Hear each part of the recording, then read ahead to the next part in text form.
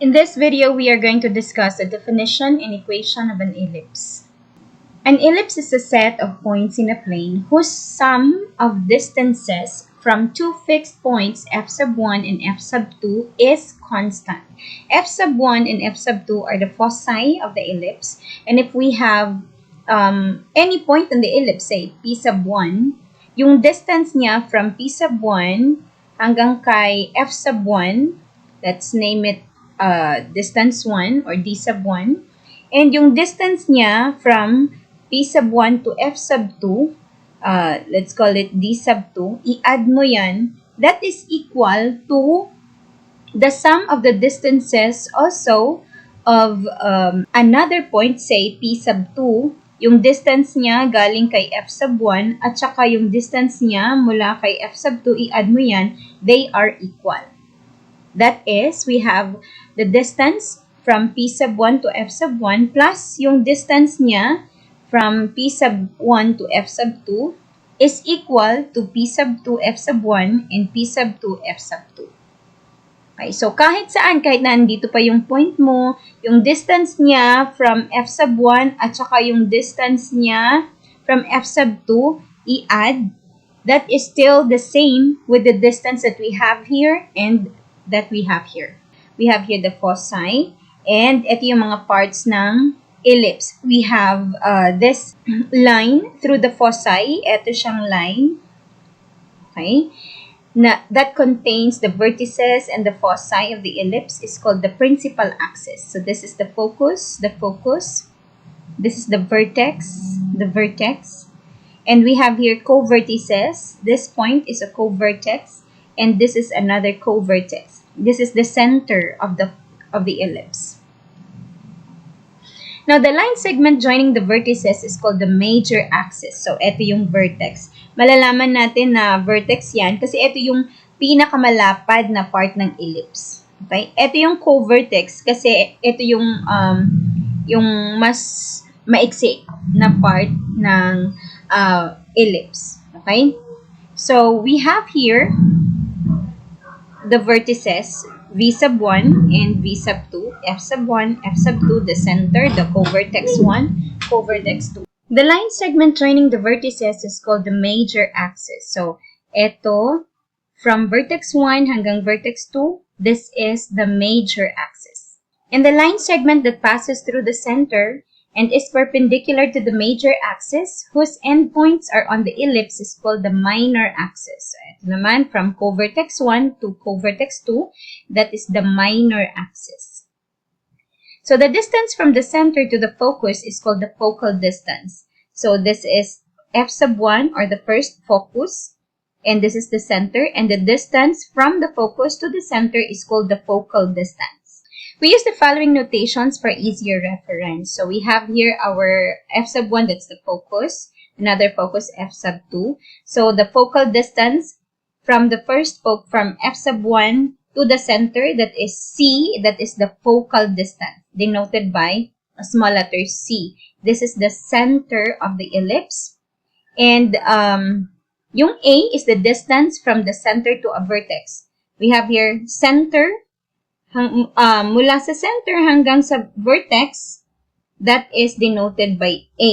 That distance from the center to the vertex is A. Meaning, this is half of the major axis. So, A is half of the major axis. Tandaan natin yan. Si B naman is the distance from the center to a co-vertex.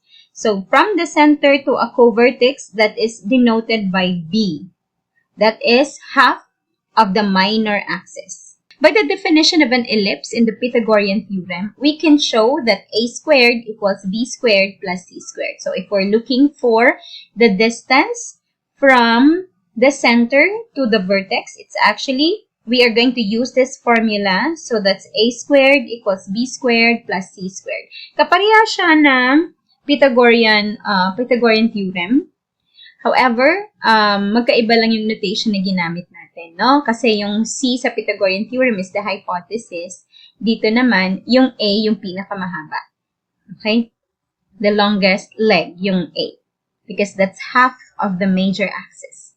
Example, if the focal distance of an ellipse is 6 units, this is the focal distance, and half of its minor axis is 8 units. What is the distance from the center of the ellipse to a vertex? So, identify natin yung given muna. Ano yung 6 units? Ang sabi, that's the focal distance. So, that is actually the C, no? Pardon my, yung sulat, no? Kasi sira yung pen ko. So, I'm using my mouse right now. So yung C is 6 units. And half of the minor axis. Ano yung half of the minor axis? That's actually yung B, half of the minor axis. So, B is 8 units. So, yung tinatanong, what is the distance from the center to the ellipse? From the center of the ellipse to its vertex. So, ano yan? That's actually yung A. So, yung A, yung unknown, yung tinatanong. Okay? And then, we are going to use the formula A squared equals B squared plus C squared. Okay, dahil alam naman natin si C at saka si B, there's no problem. We can go ahead and just solve it right away. So we have, from this formula, we have A is the square root of B squared plus C squared. So substitute lang natin, ano? So yung B natin ay 8, so that's actually the square root of 8 squared plus yung C natin ay 6, so 6 squared. Square root yan. And so we have 8 squared is 64. Yung 6 squared naman ay 36. So, 64 plus 36, that's 100. So, square root of 100, you can actually use your calculator for that. That's actually 10. So, meaning, yung A natin is 10 units. Okay? So, ito yung solution. 10, ito ha, 10 yan. 10 units. So, the distance from the center of the ellipse to the vertex is 10 units. Okay, you can go ahead and try this. Find the distance from the center of an ellipse to one of its vertices. If the focal distance is 5 units and the distance from the center to a co-vertex is 12 units. So you can go ahead and try to solve this one. And I'm going to show you the answer right now. What's important is you know how to solve the correct answer. The answer is 13 units. Now another example. Find the focal distance of an ellipse if the length of the major axis and minor axis are 58 units and 40 units respectively. Okay, so this 58 units is actually the length of the major axis and 40 units is actually the length of the minor axis. Yung major axis, andyan si A, diba? Diba si A is half of the major axis. So therefore, we can say that A is 58, yung half ng 58. No? So 58 divided by 2, and that's actually 29 units. Okay, so 29 si A. Si B naman is half of the minor axis. So, yung minor axis dito ay 40 units. So, si B ay half ng 40. So, that's 40 divided by 2, and that's actually 20 units. And we are looking for the focal distance, and that is C. Okay, and so we were originally given the formula A squared equals B squared plus C squared. Now, manipulating this one, so we are going to compute for C. So we have C squared is actually equal to A squared minus B squared. Substituting, that would be C is the square root of A squared. Yung A natin ay 29, so that's 29 squared. Minus, yung B natin ay 20, so that's 20 squared. So you can use your calculator to compute this, and the answer is 21 units. Okay, so that's 21 units. You can go ahead and try this problem. Find the focal distance of an ellipse if the lengths of the major and minor axes are 30 units and 24 units respectively. So you can try to solve this and check your answer afterwards. The answer to this problem is 9 units. Okay, another example. The foci of an ellipse are at positive, negative, 3, 0. Find the distance from the center of the ellipse to one of its vertices if P or point P is at 4, 1 is a point on the graph. So first we have two foci here. The first one, yung f sub 1 natin ay negative 3, 0. At saka yung second focus natin, we have f sub 2. That would be from positive 3 to 0. And we were given a point on the graph that is 4, 1. So if we graph this, if we plot the points on the Cartesian plane, our f sub 1, we have 1, 2, 3. So this would be f sub 1. So that would be negative 3, 0. Okay, and our f sub 2, 1, 2, 3. So this would be our f sub 2 here. So that would be 3, 0. Okay, and the point P for 1, so this is 4, this is 1. So point P is somewhere here. So point P, that would be 4, 1. Okay, so take note that we have 3 points here on the graph. We have f sub 1, right? F sub 2, and of course P, andito si P. Okay. Now, let's take note that the formula that we are going to use here is that A is actually equal to D sub 1 plus D sub 2. Sorry, 2A, 2A. Right, 2A. So meaning yan, yung major axis, 2A is the major axis. So the major axis is actually equal to the distance of the point from the first focus, okay, this distance, and its distance from the second focus. So this distance, i-add mo sa distance na to, that is actually equal to the major axis. And the major axis is given by 2A. Kasi yung A, half of the major axis. So meaning times 2 ng A is equal to the major axis. Okay? So we are asked to solve or to find the distance from the center of the ellipse to one of its vertices. We are actually looking for A. Right? So solving for A, that would be A equals D sub 1 plus D sub 2 over A.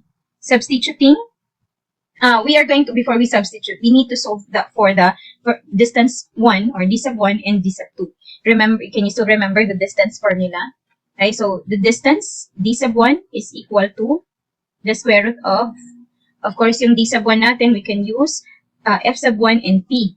Okay? This is F sub 1 and this is P. So, it's just yung distance formula, hindi ko na lang isusulat ha. It would take time kasi I'm just using the mouse. So, it would be X sub 2 minus X sub 1 plus Y sub 2 minus Y sub 1 squared. Naka-squared yung dalawa. Okay? So, we have 4 minus, this is negative 3. So, minus negative 3, that becomes plus. So, plus 3. Yan, that's for the X coordinate. So, squared yan. Plus, yung Y naman, no? So, 1 minus 0. So, 1 minus 0 squared. By solving that, we have the square root of 4 plus 3 is 7. 7 squared is 49. Plus, 1 minus 0 is 1. 1 squared is 1. So, that is square root of 50. Okay? 50 is not a perfect square, but we can still simplify this further because 50 is actually equal to the square root. Square root of 50 is equal to the square root of 25 times 2. Okay, bakit 25? Kasi yung 25 perfect square. So, square root ng 25 ay 5. Okay? Square root ng 2 is just square root of 2. So, the answer is 5 square root of 2 units. So, we still have to solve for D sub 2, no? Yung pangalawang distance, that would be from the point to the F sub 2. So, that would be D sub 2 equals the square root of yung X natin. X natin, we have 4 minus, this is 3, positive 3, no? So, minus 3 squared plus, we have yung Y natin is 1 minus 0. Kasi 0 yan, 3, 0. Squared. Okay, solving for that, we have square root of 4 minus 3 is 1. 1 squared is 1. Plus 1 minus 0 is 1. 1 squared is also 1. So 1 plus 1 is 2. So the answer is square root of 2. Oh, I'm sorry. This is not A, but this is 2. 2 yan. So D sub 1 natin ay 5 square root of 2. 5 square root of 2. Okay. Plus, yung D sub 2 natin ay square root of 2. Okay. Divided by 2 ito. Alright. So that is, take note, we have the same radicand, no? So 5 square root of 2 plus square root of 2. Para bang 5 square root of 2 plus isang square root of 2. So ilang square root of 2 lahat? So 6. So that would be 6 square root of 2 over etong 2 over 2. So yung 6 at saka yung 2 sa baba, pwede silang ma-divide, no? So 6 divided by 2 is 3. So, we have the square root of 2 here. So, 3 square root of 2 units. Yung ating A.